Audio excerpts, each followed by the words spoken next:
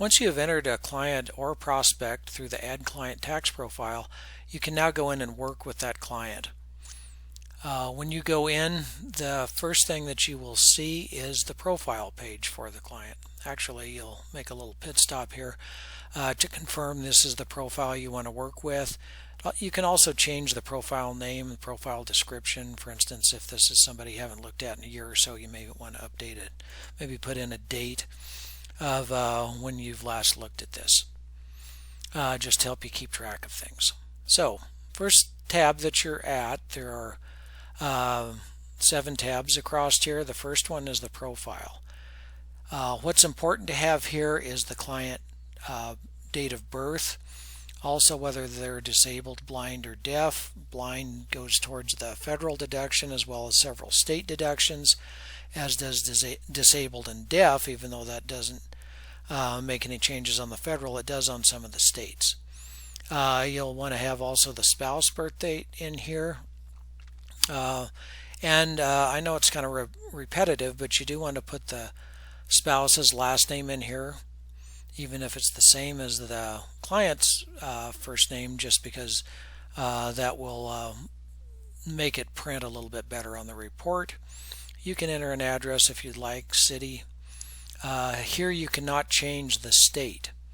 It's very important to have the right state in here from the beginning. If this is somebody that's moving to another state, you'll have to go in and set up another profile, because it's highly important that we're looking at the correct state. Filing status, very important. There's actually 5 filing statuses on federal as well as most state. There's married filing jointly, single, head of household, and married filing single. The 5th one is qualifying widower, but that everything works exactly the same as married filing jointly. And I didn't want to put that in there because that's a somewhat misleading filing status, because you can only use that if you have a minor child. So if that is the case, just use the married filing jointly. The taxes are calculated the same.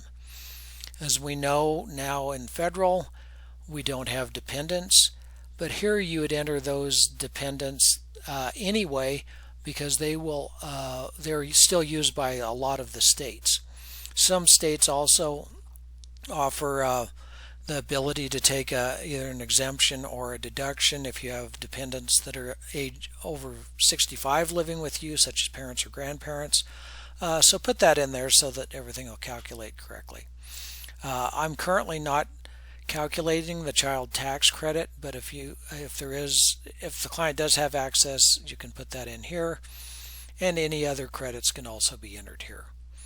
Once you have entered everything in here, nothing is saved until you click on the update button. So make sure on all of these tabs that you always click on the update button so that you've got that data saved.